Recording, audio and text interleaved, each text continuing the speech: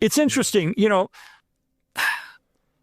I never studied angels particularly. Yeah. As I said, to your point, it's rarely ever talked about in the church outside of, Gabriel showed up or Michael showed up once or twice. That's it. But it's so fascinating. Yeah. And so I interviewed an expert on angels, a guy at a seminary, and he really lays out what angels are and where they come from and so forth.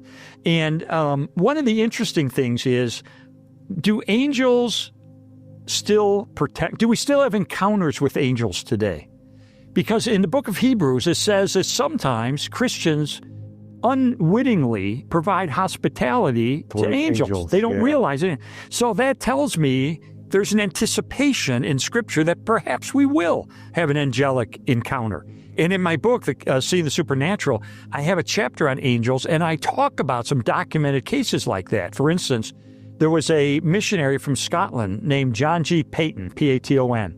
He and his wife were sent to a remote island in the South Pacific to share Jesus.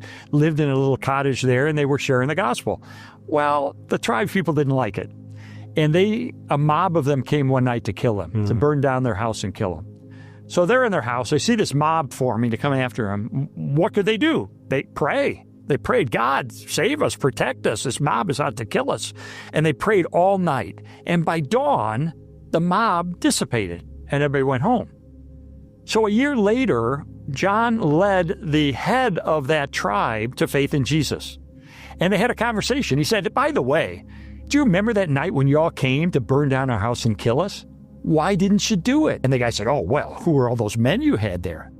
And John said, there were no men. It was just my wife and I. And he said, no. Your house was surrounded by all these muscular men in white garments with drawn swords. There's no way we could have hurt you that night.